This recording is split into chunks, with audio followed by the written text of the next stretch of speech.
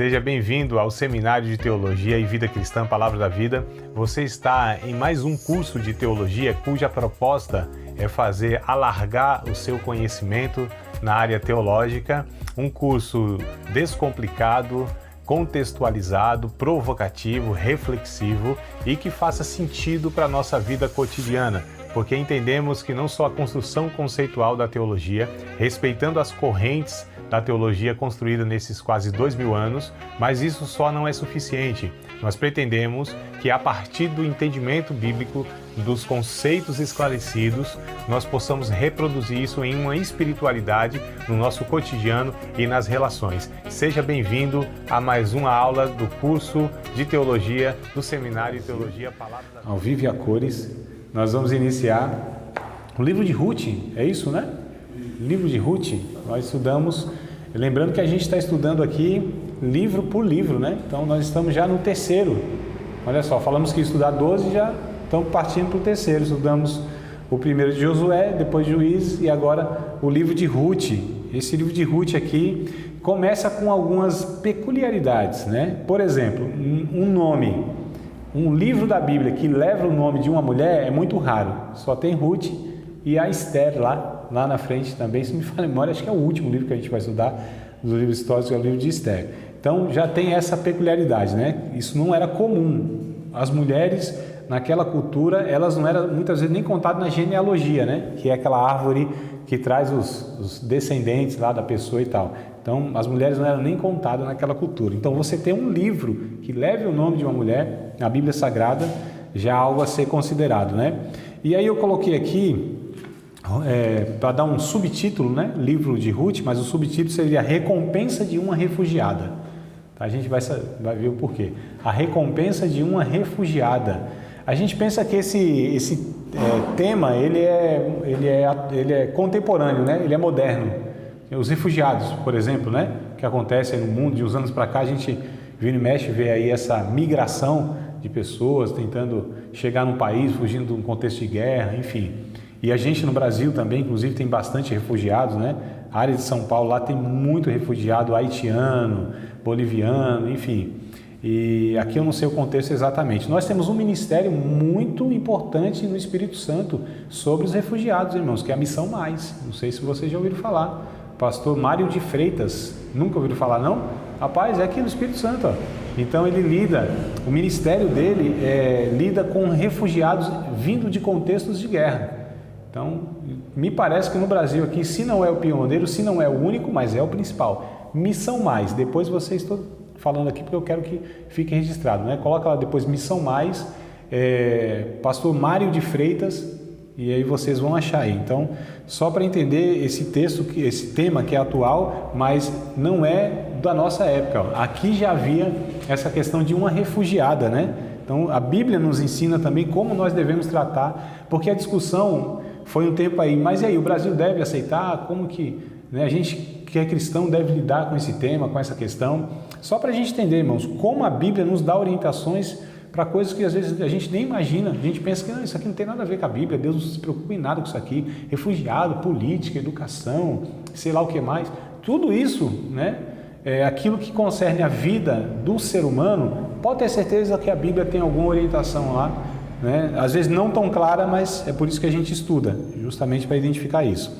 Então bora lá naquele padrãozinho lá que eu tenho proposto para os irmãos, para estudar um livro, né? Quem escreveu? O autor também é desconhecido. Fala, não, então toda vez, já tem o terceiro livro que a gente fala, é desconhecido, mas vamos lá, uma hora a gente conhece algum autor aí. Aqui, quem escreveu? O autor desse livro é desconhecido, tá? Então, aqui, meu amado, ó, tem aqui. Tem? Tá, então tá ótimo. Tá, bora nós. Quem escreveu? Então, autor não identificado ou desconhecido. O que escreveu, né? O que escreveu? Uma história de lealdade, tá? A história de Ruth é uma história de lealdade. Fidelidade e lealdade são duas coisas que esses dias minha esposa me explicou a diferença. Lealdade e fidelidade, mas podem colocar uma história de lealdade. Quando escreveu? Quando isso foi escrito? Durante os dias dos juízes. Isso também é interessante porque a gente acabou de estudar o livro de Juízes. Inclusive aqui, ó, no capítulo 1, verso 1, a gente já tem essa informação. Bora lá ler aqui o capítulo 1, Ruth, capítulo 1, verso 1. Só para confirmar, né? Então, quando foi escrito? Foi nos tempos dos juízes lá, ó. Ruth, capítulo 1, versículo de número 1. Sucedeu que nos dias em que os juízes julgavam, houve uma fome na terra, pelo que um homem de Belém, de Judá, saiu a peregrinar nos campos de Moabe, ele, sua mulher e seus 2 filhos. Então essa é a história que vai desenrolar aqui, ó, mas nos tempos dos juízes, tá? Então nesse período, possivelmente foi naquela época de Gideão. Lembra que teve uma grande fome lá, que ele tinha que os filisteus vinham, né? Saqueava lá a plantação dos judeus, e aí Gideão, ele precisa estar malhando o trigo lá num lugar que não tinha nada a ver, né? Que não era na eira, era num lagar. Então possivelmente é nessa época aqui, tá? Grande fome de Israel. Ruth foi escrito e viveu nessa época aí, né? Então vamos lá. Por que foi escrito esse livro? Por quê? Para mostrar que quando uma sociedade abandona Deus, o compromisso individual é honrado. Eu acho interessante essa observação. Porque assim, pode, irmão, uma nação toda ser idólatra, ser perversa, violenta, enfim, pode ser assim, ser totalmente separada de Deus. Mas Deus honra indivíduos, mesmo nesses contextos de grande corrupção, né? Então a gente percebe esse detalhe aqui também. Eu acho uma mensagem fantástica isso, que serve para nós. Então assim, Deus, ele contempla nós como indivíduos, embora o contexto seja totalmente assim passível de um juízo de Deus. Então Deus sabe, como a Bíblia diz, né? Deus sabe livrar os justos e punir os injustos. Deus sabe distinguir esse negócio. Então a gente vê aqui também o livro foi escrito, né? Por que foi escrito? Para isso, para mostrar justamente que mesmo que uma sociedade toda abandona Deus, ele cuida lá de indivíduos, né? Tem um compromisso individual com cada um e honra essas pessoas.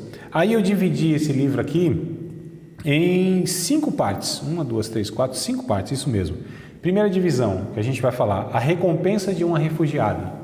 Tá? Então, se vocês quiserem escrever aí para ficar didático, porque assim, vocês perceberam que aqui é um pouco corrido, a gente, 12 livros não tem como eu estar comentando, né, detalhadamente, senão a gente ia passar aqui 1 ano estudando só essa matéria. Por mim não tem problema, né, irmão? Porque eu fico o resto da vida na sala de aula, né? Mas não foi o trato com vocês, né, de ficar o resto da vida, né? A gente tem aqui um período estabelecido aí, mais ou menos, pode ser que passe uma merrequinha a mais, mas não 1 ano, 2 anos, né? Então, só o professor que é ruim de aprender não sai da sala de aula nunca. O aluno é bom, vem, passa o período, aprende e vai embora. Mas a gente fica o resto da vida. Mas vamos lá. A recompensa de uma refugiada, primeira divisão, depois a gente vai detalhar isso, tá? Deus ampliou seus horizontes, falando de Ruth, claro. Deus ampliou seus horizontes. Terceira divisão, terceiro tema que eu coloquei aqui, ou terceiro título, melhor dizendo, né?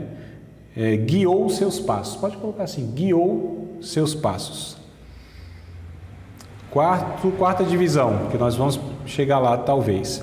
Cuidou de suas carências. O livro vai mostrar também Deus cuidando das carências de Ruth e Noemi, né?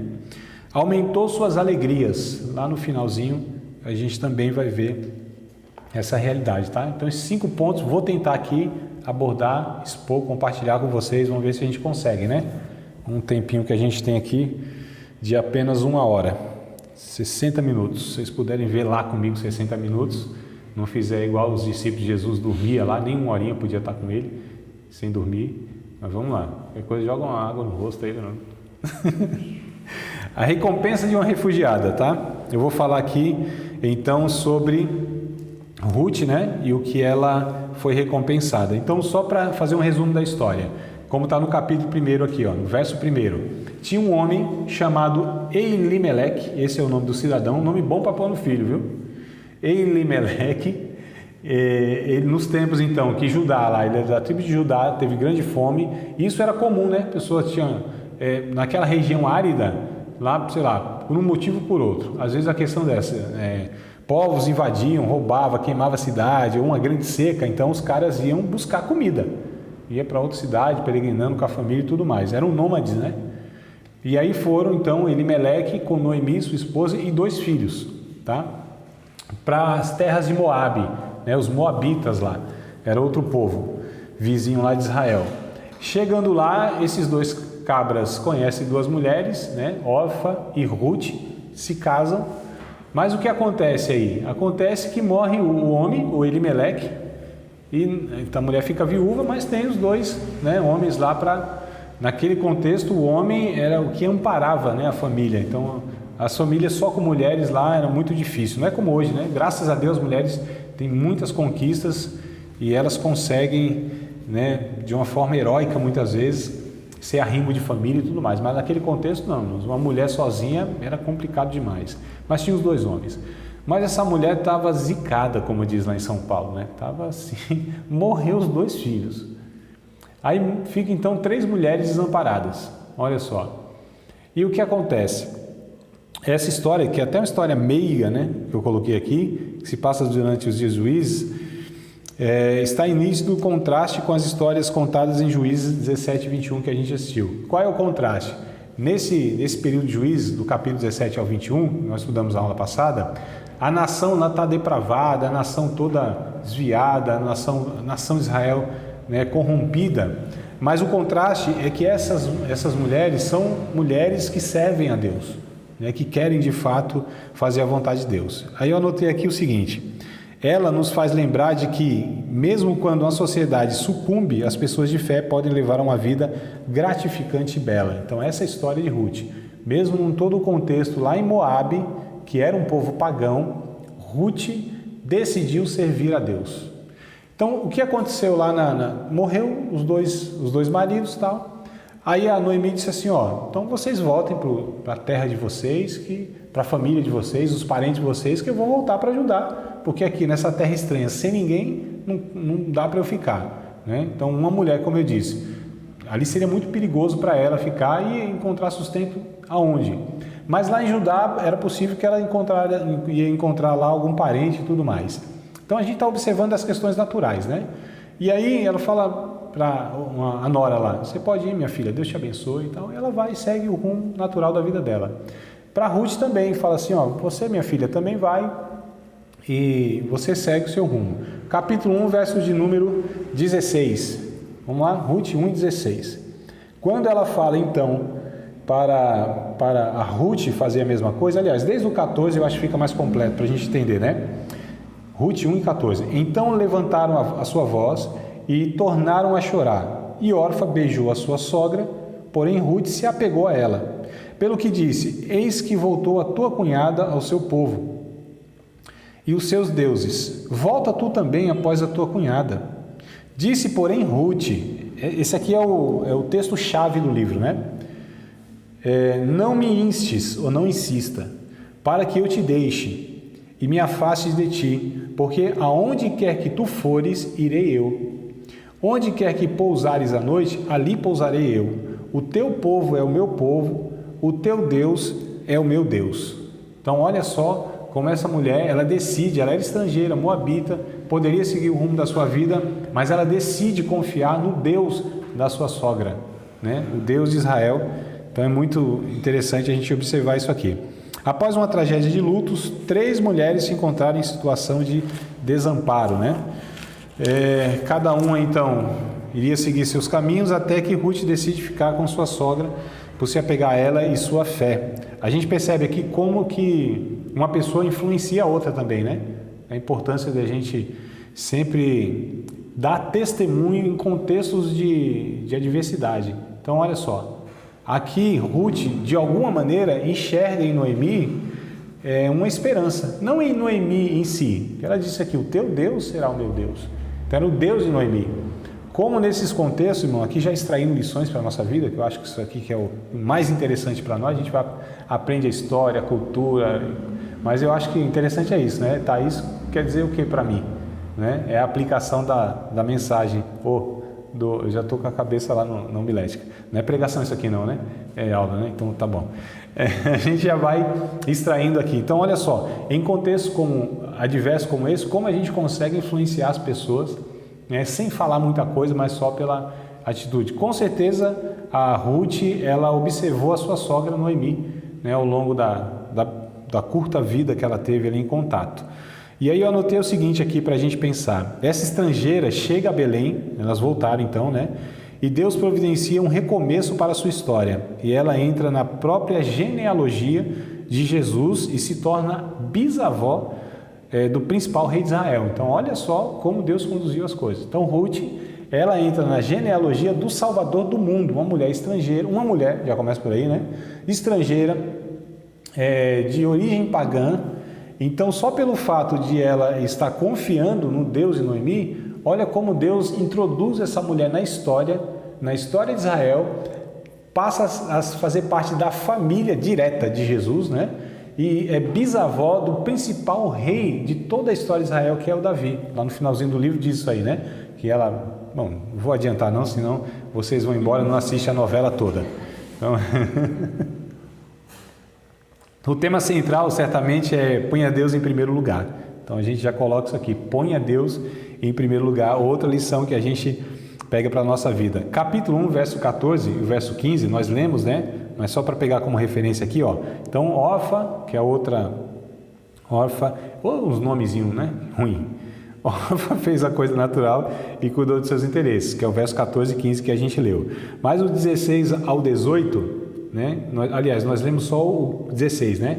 Vamos até o 18, lê de novo o 16 e vamos até o 18, porque aqui Ruth fez a coisa de grande preço, né? Ficou ao lado de sua sogra necessitada, tá? E pôs a confiança em Deus. Então vamos ler de novo o 16, só que a gente vai até o 18 agora. Disse, porém, Ruth, não insista para que te deixe e me afaste de ti, porque onde quer que fores, irei eu, e onde quer que pousares à noite, ali pousarei eu. O teu povo é o meu povo, o teu Deus é o meu Deus. Onde quer que morreres, morrerei eu, e ali serei sepultada. Me faça assim o Senhor, e outro tanto, se outra coisa que não seja a morte me separar de ti. Vendo ela, pois que de todo estava resolvida para ir com ela, deixou de lhe falar nisso. Outra coisa aqui, irmãos, a gente fala tanto de relações problemáticas entre sogro, sogra. Olha que coisa interessante, né? Isso até é muito cultural, né?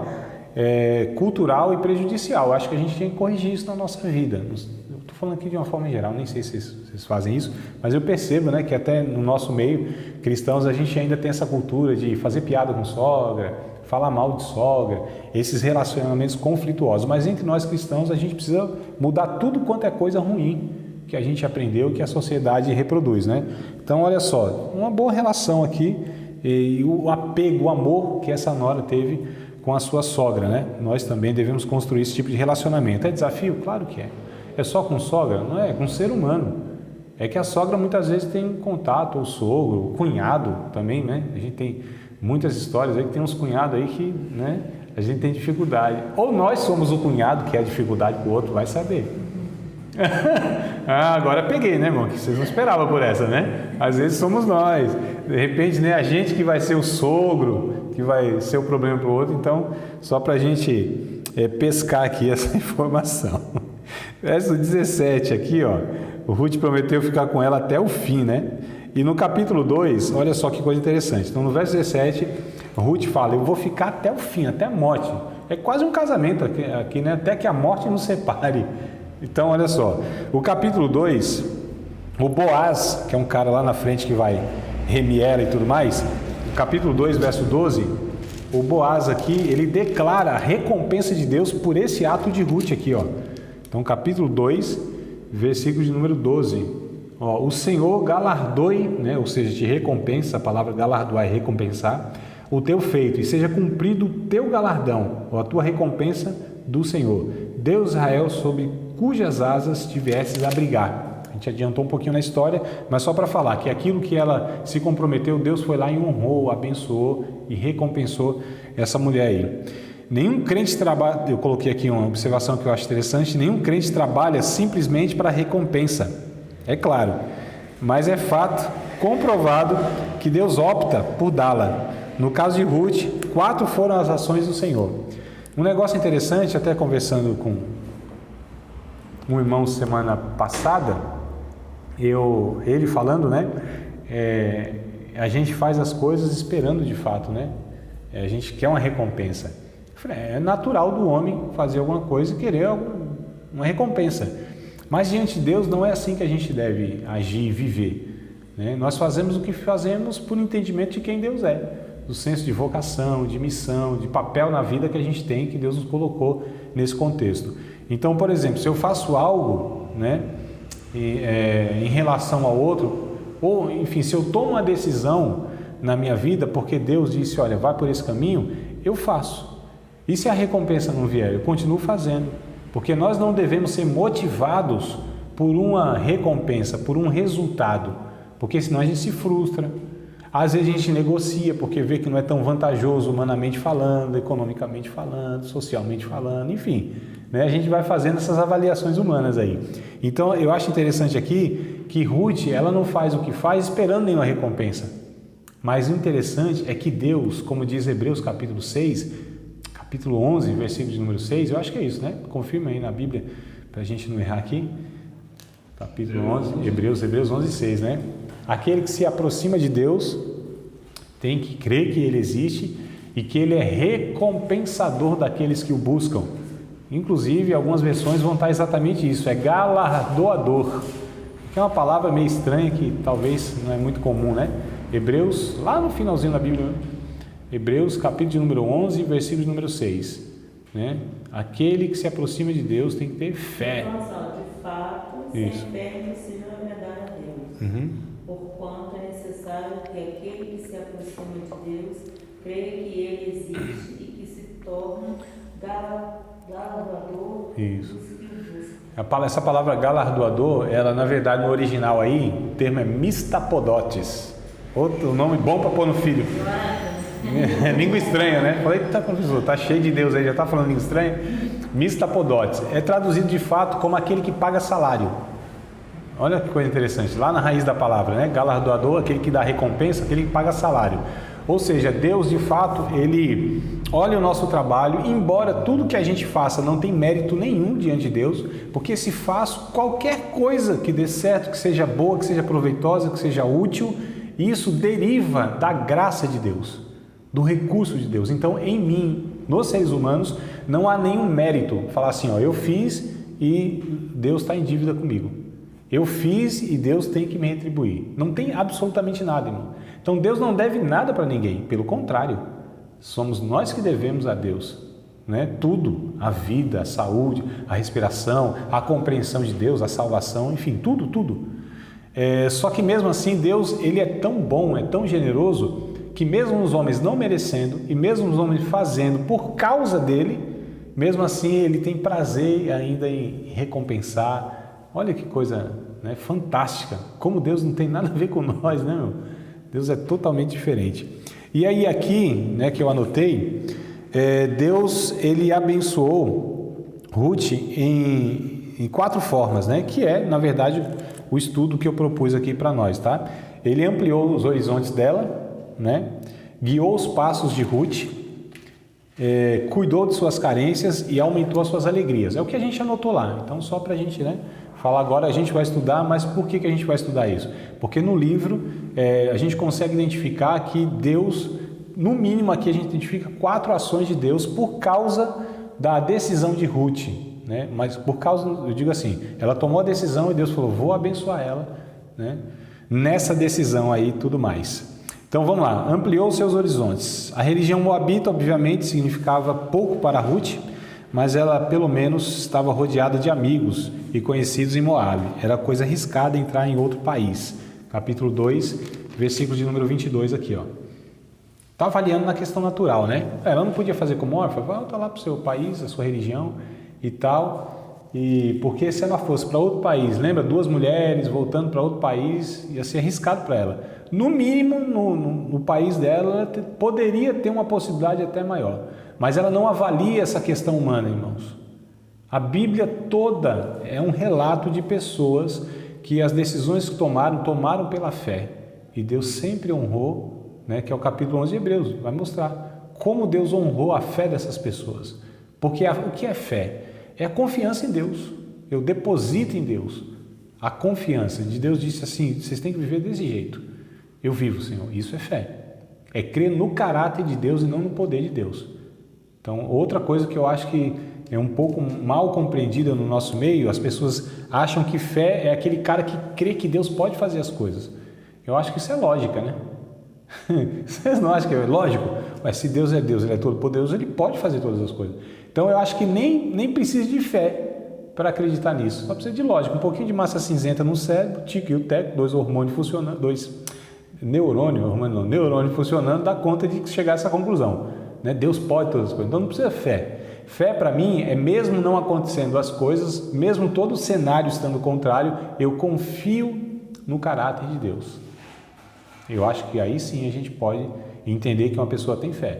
Toma as decisões mesmo que tudo esteja contrário e permanece na decisão mesmo que as coisas comecem a acontecer de uma maneira contrária, né? Que tem essa também. Às vezes o cara toma a decisão, não vão por aqui, tá, mas quando vê que o negócio vai apertando, aí ele fala, não, acho que eu não vou permanecer nessa decisão não. Então a fé também, ela é a decisão permanente em fazer a vontade de Deus, né? Então não adianta eu ter fé numa situação no início e quando chegar as adversidades, a coisa for agravando, aí eu abandono, aí você não teve a fé adequada, nós não tivemos a fé adequada. 2:22 de Ruth, né? E disse Noemi, a sua nora, Ruth, melhor é, filha minha, que saias com as suas moças para que no outro campo não te encontrem. Então só está alertando aqui porque naquele contexto uma mulher estrangeira era perigoso, mas ela não fez caso disso não. Afinal de contas, Noemi poderia não viver muito tempo, tinha essa questão também. A gente só está avaliando aqui um monte de adversidade que ela foi enfrentando, né? E de qualquer modo, esse teria sido um modo natural de raciocinar, né? Ou seja, irmãos, olha só, eu peguei até o exemplo aqui de Ló. Lembra Ló e Abraão lá? Teve uma treta com eles lá, né? Os pastores, não foi nem com eles, né? Pastor de um e pastor de outro, teve uma desavença lá. Treta não é um termo muito teológico, acadêmico, nem... Mas tá tudo certo, né? Vamos lá, tá tudo certo. Tá de boa, tá de boa. E teve uma desavença entre os pastores de um. O que acontece lá? O Ló, ele toma uma decisão natural, racional, um negócio assim, puramente humano. Viu? Porque o Abraão disse assim, ó, escolhe aí. Para onde você for, eu vou para o outro lado. Se você escolher para cá, eu vou para cá. Se você escolher para cá, eu vou para cá.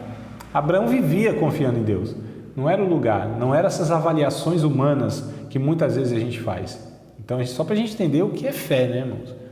Não é que a gente não avalie as coisas racionalmente, mas em muitas ocasiões da nossa vida a gente não segue esse parâmetro humano. A gente precisa escutar Deus, né? Às vezes a gente faz uma avaliação racional humana, mas a gente precisa sempre buscar, Senhor, o que eu devo fazer aqui? O que o Senhor quer da minha vida? Como eu entrego a minha vida, minha situação nas mãos do Senhor? Porque se for pelas minhas avaliações, eu vou por aqui, mas essa é a tua vontade? Percebe a fé, a entrega, na confiança que Deus conduza a nossa vida, irmão? Porque a gente não dá conta, né? Aquele que aceitou a Cristo é porque ele chegou em uma conclusão: eu não dou conta da minha vida. Basicamente é isso. Porque se a gente achasse que dava conta da vida, a gente não recorria a Deus, não estava na igreja, não queria saber, ia tocando a vida. E muitos fizeram isso, né? Então levaram no peito e tal, aí chegou a uma conclusão, disse, não, eu vou aqui me desgraçar todinho, vou acabar com a minha vida, ou acabou com a vida, né? Aí chega e reconhece, é isso que a Bíblia diz, que Jesus disse em Mateus, bem-aventurados são os pobres, o capítulo 5 de Mateus, os pobres de espírito. Então quem são os pobres de espírito nesse contexto aí do capítulo 5 de Mateus? Aqueles que reconheceram que são falidos espiritualmente. Então pobres de espírito, aqueles que não bancam a sua vida, não dão conta, não tem moeda que ele consiga para sustentar a sua vida. Esse é feliz, né? Aquele que reconhece, Senhor, eu sou pobre. Não tem nada a ver com questão financeira aqui, econômica, porque Davi, que era um rei rico, ouro é que não faltava para Davi. Ele disse assim, sou pobre e necessitado, mas o Senhor tem cuidado de mim. Então é nesse sentido existencial, né? Não tem nada a ver com econômico, não.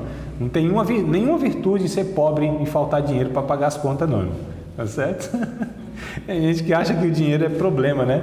Se assim, não, o dinheiro é a raiz de todos os males, ainda quer pegar texto. Olha um texto aí que não está escrito. E as pessoas pensam que estão. E pensam que está ainda em 1 Timóteo capítulo 6, verso 10. É porque tá, mas não está exatamente assim, entendeu? Então lá em 1 Timóteo 6 e 10 está escrito, o amor ao dinheiro é a raiz, né, de todos os males, não é o dinheiro. Eu até brinco para os irmãos, se você acha que o dinheiro é a raiz dos males, é o problema na sua vida, faz um pix para mim de tudo que você tem e seja feliz em nome de Jesus. É certo? Então vamos voltar aqui, amados. Então Ló faz essa escolha natural, né? Então ele vê as campinas do Senhor, parecia até o jardim, o paraíso, que diz o texto lá, e ele vai. Só que lá, para onde ele vai? Sodoma, Gomorra, os lugares lá que ele prejudica a vida dele, perde a família dele, é uma desgraça só. Então está vendo quando a Bíblia mostrando, quando o homem muitas vezes segue pela vista dos seus olhos, toma essas decisões naturais, muitas vezes o cara acaba com a vida. E Abraão nos confiou em Deus, entregou a sua vida a Deus. Então onde ele fosse, se fosse com Deus, não era onde, não era o lugar. Outra coisa que a gente também bate na tecla, eu bato na tecla, né? Porque as pessoas pensam que são lugares, né? As pessoas às vezes fogem de problemas e vão para os lugares pensando que o problema não vai estar lá. E não é lá que está o problema, às vezes é na própria pessoa. A igreja, por exemplo, muitas vezes que as pessoas saem de igreja, né? Cada situação é algo único, não estou generalizando jamais. Mas às vezes não é o local em si. Ou às vezes a pessoa pensa, não, eu só adoro a Deus em tal local. Se eu não tivesse em tal contexto, eu seria mais fiel a Deus. Não, às vezes não tem nada a ver com o local, né? Não é o local em si e tal, é a vontade de Deus. Mas vamos lá. Mas como ela se negou, né, a si mesma e pôs sua confiança num Deus que se importa, a vida tornou-se muito mais maravilhosa para ela do que poderia ter sido lá em Moabe. Então, olha só. Ela se refugiou sobre as asas de Deus. Foi o que nós lemos aqui no 2:12, não foi? A declaração de Boaz lá, foi isso mesmo, 2:12. Boaz disse assim, olha, Deus de Israel, sob cujas asas te viesses abrigar. Então, finalzinho, né? Ele, por sua vez, abriu para ela uma vida nova, Deus, no caso, e alegre, né? E ele fará o mesmo para nós, é o que a gente extrai aqui, se pusermos nossa confiança nele. O Salmo 37, versículo de número 5, acho que vai dizer isso, né? Salmo 37, vocês lembram desse texto aí ou não? Salmo 37, 5. Eu pergunto porque é muito conhecido, aí vocês podem citar de memória aí, se quiserem, né? Não, mas sabem, quer ver que sabe? Às vezes não lembra. Entrega o teu caminho ao Senhor. Dá para completar aí, igual a escolinha de criança? Não? Dá não? Entrega o teu caminho ao Senhor, confia nele e ele tudo fará. É um texto bem falado e conhecido, né?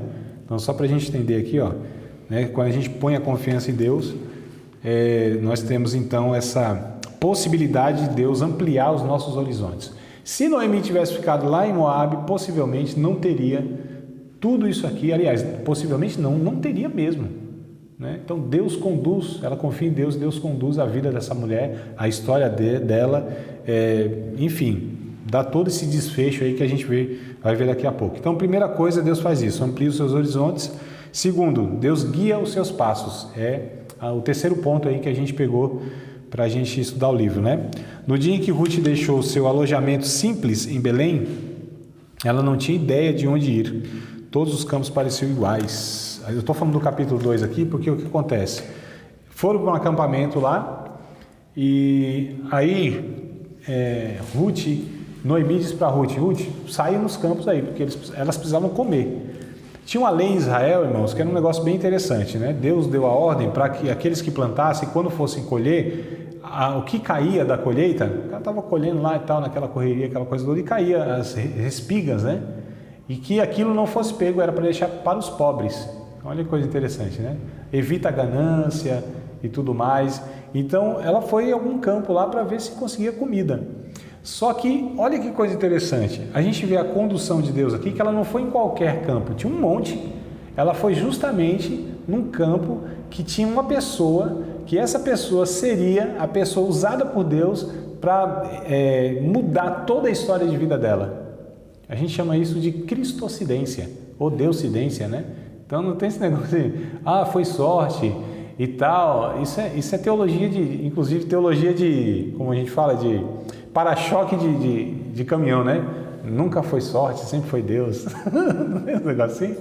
E aí a gente percebe aqui que acontece isso, ó. Mas o narrador da história, no caso, diz, casualmente, né? Isso está no capítulo 2, ó, versículo número 3, capítulo 2, verso 3, ó.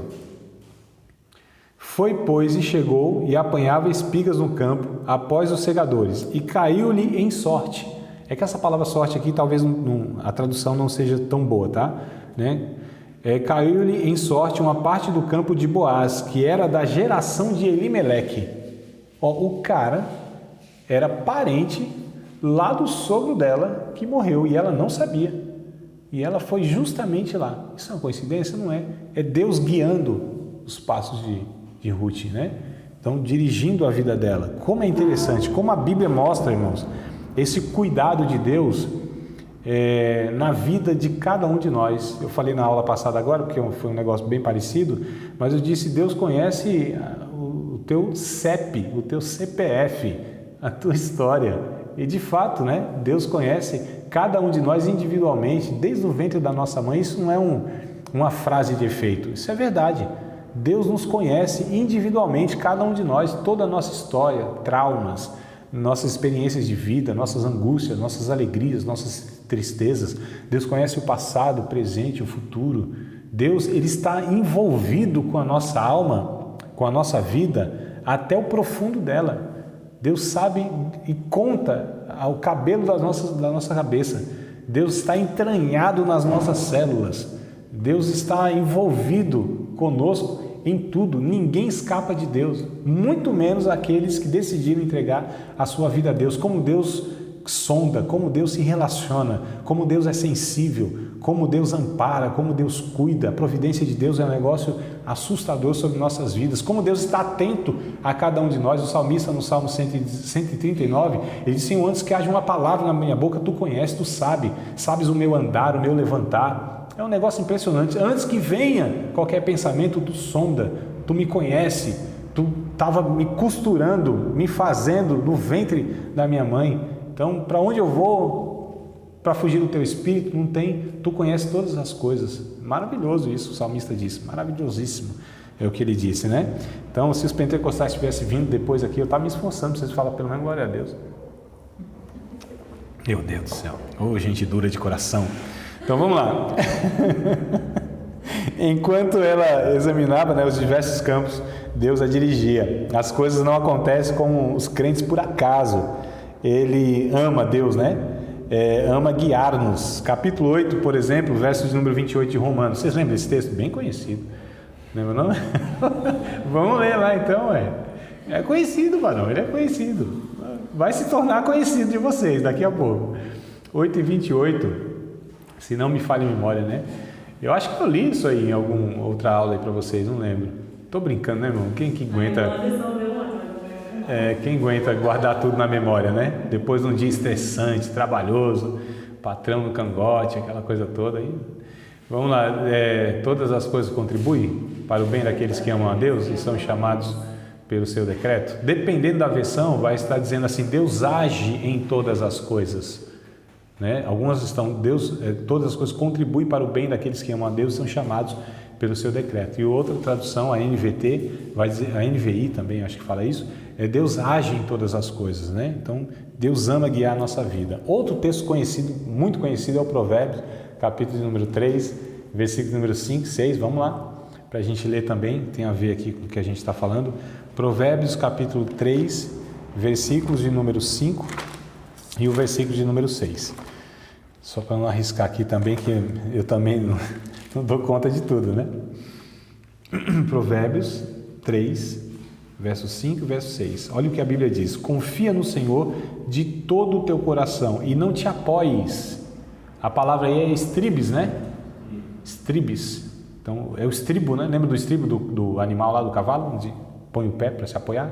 Então, é isso aí. Não te apoies, né? No teu próprio entendimento. Reconhece Deus em todos os teus caminhos e Ele endireitará as tuas veredas. Olha o que a Bíblia nos fala também a respeito da condução de Deus nos guiar em todas as coisas. Seu bisneto, ou seja, de Ruth, mais37, expressaria a verdade em palavras memoráveis. A gente está falando de Davi, né? Lá no Salmo 37 e no versículo 23, ó. Salmo 37, versículos de número 23.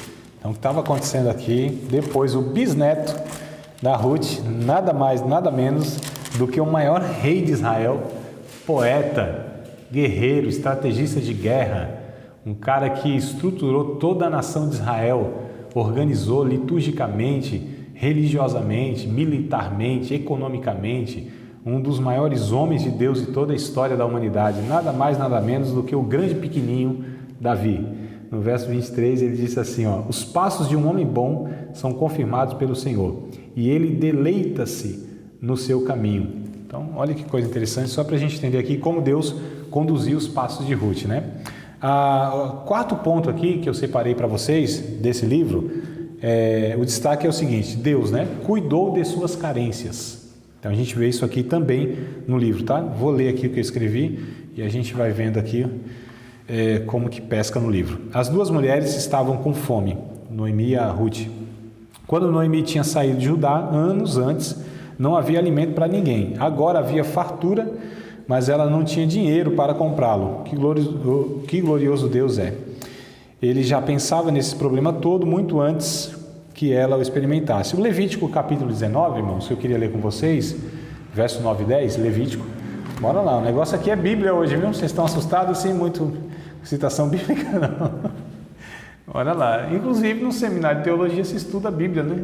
Então é por isso que a gente está folhando bastante aqui. Levítico capítulo 19, versículos de número 9 e versículos de número 10, É aquela lei que eu falei para vocês. Quando também cegares a cega da vossa terra, o canto do teu campo não cegarás totalmente, nem as espigas caídas colherás da tua cega. Semelhantemente, não rabiscarás a tua vinha, nem colherás os bagos caídos da tua vinha. Deixá-lo-ás ao pobre e ao estrangeiro. Eu sou o Senhor vosso Deus. Olha como Deus, quantos anos, meu Deus do céu, aqui antes... agora eu não vou lembrar exatamente, mas pode pôr alguns séculos aí, pelo menos uns 4 séculos ou 5, né? 4 a 5 séculos antes, em Moisés, Deus tinha dado essa lei, né, para a nação de Israel. Então olha como contempla a necessidade de Ruth lá na frente. Olha como esse Deus, ele providencia, ele se antecipa, né? Deus, ele sabe muito bem quem vai estar lá na frente, qual vai ser a condição. Então ele se antecipa, Deus não se precipita nunca, mas ele se antecipa ao problema. Então a gente percebe aqui, como esse Deus é justo, porque elas podiam estar lá, tinha fartura, elas saíram com fome, elas não, né? Noemi, junto com Elimeleque e seus filhos, saíram lá por causa da fome, lembra? Para Moabe. Quando voltaram anos depois, Judá já tinha se recuperado, já tinha lá plantação, tudo certo. Mas o que adiantar se elas não tinham como comprar o negócio? Então, mas olha só a lei de Deus como favoreceu essas mulheres aí nesse contexto. Aliás, irmãos, as leis de Deus, elas são perfeitas em todos os sentidos. Eu estou falando socialmente, inclusive.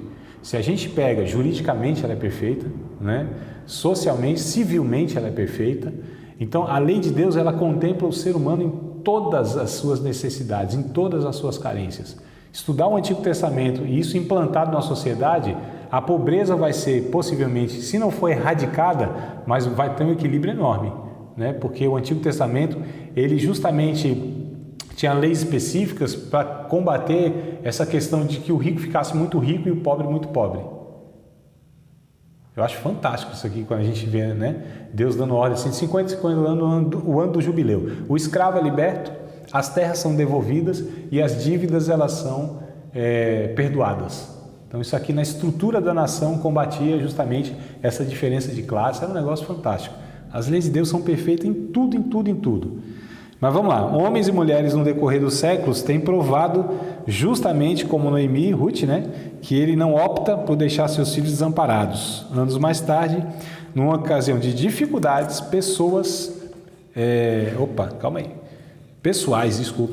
o bisneto de Ruth iria também compor outro salmo de confiança e triunfo e cantar alegremente, né? Os que buscam ser, esse é o Salmo 34, verso 10.